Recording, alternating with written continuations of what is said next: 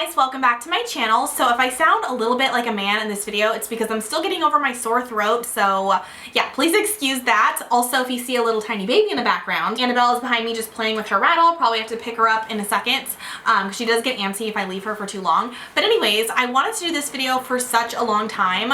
My baby is 3 months old if you guys are new to my channel, and I basically went from formula feeding in the very beginning because I got some poor advice from a very annoying pediatrician to just basically formula feed my baby.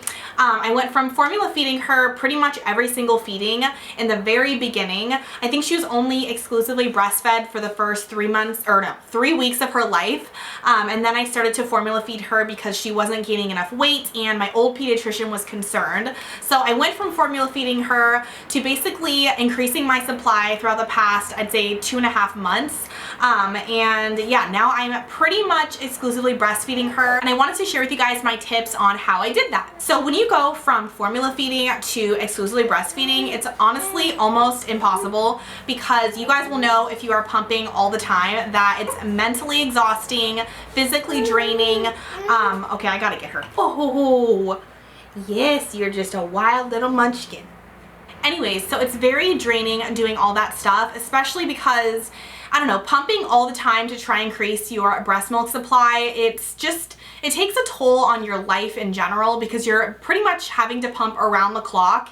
And sometimes, at least for me and a lot of other women I talk to about this, you honestly wonder, is it even worth it? Am I putting a strain on, you know, like the relationship with my husband or my baby? It's the craziest thing I've gone through. So I don't know, I just feel so passionate about making this video because breastfeeding was never something that I even thought in a million years that I would care so much about before I had Annabelle. And now that I've had her, I feel like I'm such an advocate for it because I have struggled so much.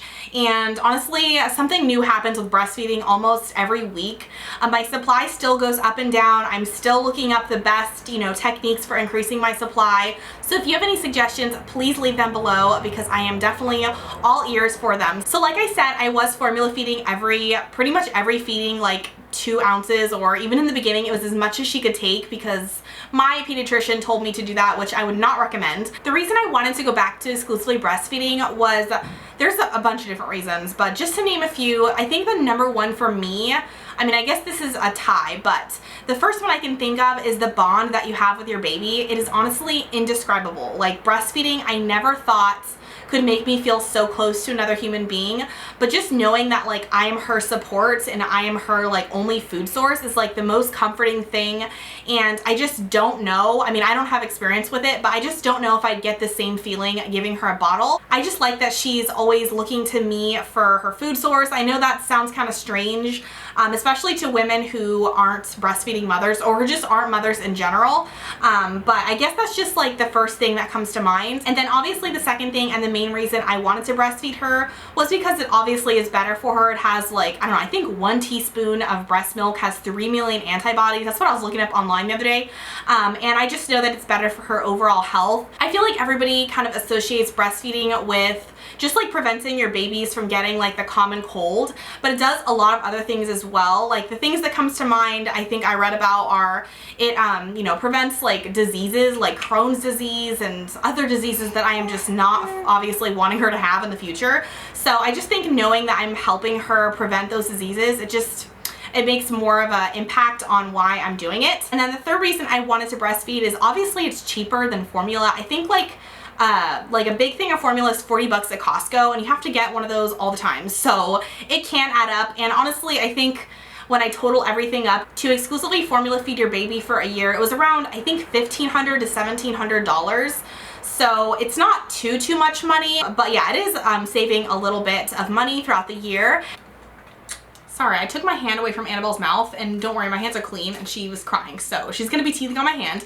But the fourth reason why I really wanted to exclusively breastfeed was because it is easier. You can honestly just roll over in the middle of the night and breastfeed your baby. You don't have to worry about sanitizing any bottles or anything like that. Okay, so Annabelle is getting fussy, so I had to put her down for her nap. But the very first thing you're gonna wanna do when you're trying to increase your breast milk supply is basically pump all the time. So you guys know that producing breast milk is basically supply and demand. So even if you think your boobs have no milk in them and they're like squishy, they're not hard, filled with milk like they are in the morning or in the middle of the night, you still have milk in your boobs, and don't get discouraged if you feel like you have nothing, because what I did is I pumped pretty much every 2 hours throughout the day. So I would wake up at like 6 a.m. and that's when I would start my pumping routine. So I would basically pump out the excess milk after she fed, and I would start at 6 a.m. and then I would go another pumping session after she fed at 8 a.m. and then 10 a.m. and then 12. So yeah, I would do that throughout the entire day, and then at night I would go every 3 to 4 hours. Sometimes I was just so exhausted that I could not muster up the strength and energy to pump in the middle of the night, but I still never went 4 hours without pumping during the middle of the night. So yeah, that is really crucial too. Now I actually do not pump at all during the middle of the night because I just feel like I don't need to. My boobs produce enough milk to where I don't have to do that anymore, but I still do like to pump every 3 to 4 hours throughout the day, just so I can, I don't know, give her extra top-ups and just so I know she's getting enough milk and she's not fussy. The other thing that was huge when it came to me producing more milk in my pumping session was breast compressions, and I will leave a link to the video explaining kind of what that is. But you don't just basically stick on the breast pump and then expect a bunch of milk to flow out. I actually have to like actively squeeze the milk out of my boobs into the breast pump for it to activate letdown and for me to get as much milk as possible. So I think for the first month and a half, I was just putting the breast pump on thinking that milk would just flow freely, and then I was left wondering why I was producing like drops of milk. And that's because, at least for my boobs and for a lot of other women out there, you have to squeeze and do breast compressions to make the milk flow more freely. So definitely check that out, and also make sure you check the flange size, because I actually needed a bigger flange size than the standard like 27mm one they give you with the kit. I know that's kind of TMI, but yeah, I needed a bigger flange size, and most women do. I also wanted to mention that pump output is not an indicator of how much breast milk you're producing. It can be really discouraging to produce only drops of milk in the beginning when you are pumping, and that doesn't mean you don't have a ton of breast milk. That just may mean that your baby is taking more from your boob and you're not having an oversupply. So anything that you pump after your baby has fed is basically an oversupply of milk, and that's a really good thing, but that doesn't mean that you need an oversupply to feed your baby. So right now I'm honestly only producing about 2 ounces after each feed, so I have 2 ounces extra than what my baby needs, and she's gaining pretty much fully on my breast milk, so I don't necessarily need to pump. I just like to, because like I said in the beginning, I'm a little paranoid about my breast milk supply like drying up, especially right now that I have a cold. It's kind of like decreasing, so I've increased the amount of pumping sessions I do during my day, just so I can, I don't know, make my body know that I need more milk. So yeah, don't look at your pump output and think that you have no breast milk, because I have been weighing my baby before and after feedings, and even though I am only producing, you know, 1 ounce to sometimes 2 ounces in the pump after I feed her, she still is gaining properly, and that's definitely not an indicator. The other thing I wanted to recommend to you guys as an option is buy your own baby scale. I know this may seem like unnecessary, and most pediatricians and doctors will tell you that you don't need to do this. Just wait to, you know, go to the doctor to weigh your baby. But if you're like me and if you struggle with, I don't know, supply issues, or if your baby had a tongue tie like mine did, then you're gonna be extra paranoid just not knowing whether your baby is getting enough milk. The one I got, I think, is $50 on Amazon. I will link that one below, but it has been a lifesaver, and it's just given me peace of mind knowing that I'm giving my baby enough. This isn't honestly necessary for any breastfeeding mom. The moms that kind of struggled with supply issues in the beginning,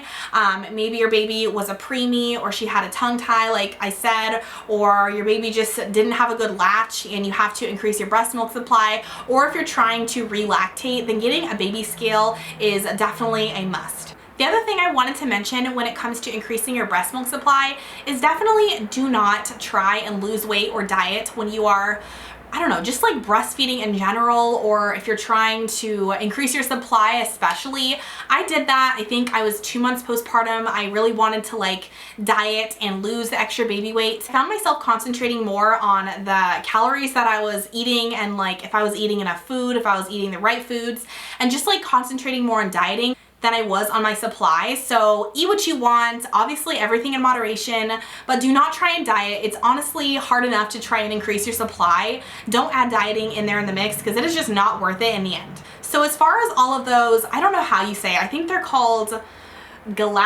I don't even know. You guys will know what I'm talking about if you are trying to increase your supply, but they're like galactages or something like that. But they're basically like supplements and herbs and foods and all of those extra tips that your lactation consultants or your pediatrician or whoever is telling you to consume to increase your supply. In my personal experience, honestly, hardly any of that stuff works. I had oatmeal, I tried still cut oats, mother's milk tea. I still drink it because I have it, but I also tried Gatorade and eating more carbs and you know, fenugreek, blessed thistle, all of that kind of stuff. I tried everything. I did it for the last 3 months. And honestly, now that I'm almost 4 months postpartum, I can say to you guys that the only thing that really increased my supply is pumping every 2 hours and getting skin to skin and breastfeeding as much as possible, as much as she wanted all the time. So I'm still taking the supplements. I don't see a big increase in my supply.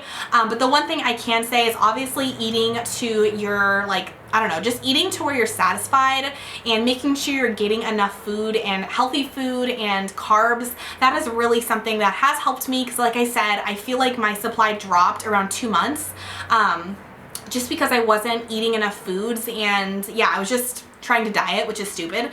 So yeah, definitely eating enough foods, but I don't really think that those supplements have a huge impact. The biggest thing is pumping after feeds and breastfeeding as much as possible. The other thing that I want to tell you guys who are trying to increase your supply, I know this is easier said than done. Trust me, I have been there. I have cried about it. I have stressed about it. It has been a nightmare trying to increase my supply, but it will be worth it in the end if you just stick through it. And stress is like the biggest thing to decrease your supply. So I know sometimes it can be like, I don't know, just like a hassle because you're trying to increase your supply and you're also stressing about it and that's all you think about, at least for a lot of the moms I know. But really trying not to stress and just doing the best you can for your baby is just gonna be best in the end. So yeah, try not to stress, and if you have to formula feed here and there while you're increasing your supply, just know that formula is not forever. And if you're like me and you introduce formula way too early, it's not the end of the world. It is really hard to increase your supply and get back to exclusively breastfeeding, but take it from me, you can do it if you're persistent and you're motivated and you have a really good support system around you. I told my mom what I was doing and my dad, who doesn't really care, but I told him anyways. Obviously my husband, everybody knew what I was trying to do. And when I went out, I was only out for an hour to 2 hours and I had to come right back and breastfeed and pump. When I was at my parents' house, I took my pump with me and I pumped every 2 hours. I didn't sacrifice having fun for increasing my supply, which I know sounds really depressing, but it was so important to me, and honestly I was happy doing it. And also everybody in my life knew what I was doing, so I didn't feel discouraged and I just didn't feel like this was how it was going to be all the time. I knew that I wanted to exclusively breastfeed, so it was worth it in the end. My next tip is honestly pure gold, and it is hire a lactation consultant.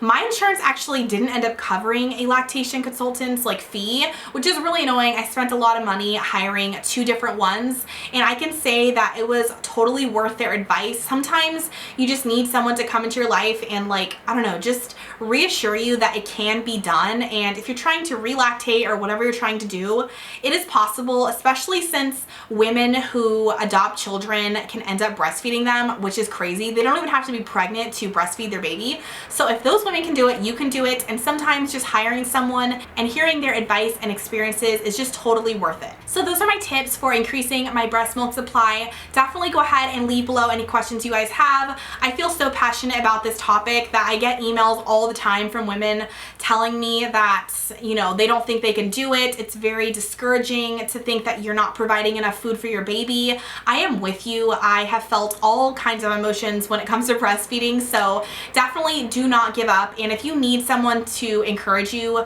you guys can email me or comment on my video and I will give you those words of encouragement, because it was so helpful hearing other people's stories on blogs and like forums forums and on YouTube videos that I definitely want to give back to that community and tell you guys that it's totally worth it in the end. Sorry that my voice sounds like so hoarse in this video, but I wanted to get up for you guys this week. So yeah, if you have any comments, leave them below. Press the like button if you enjoyed the video, and subscribe if you're new to my channel. I make videos every week on motherhood, beauty, I do vlogs with my family and things like that. So thank you guys so much for watching, and I will see you in my next video. Bye guys!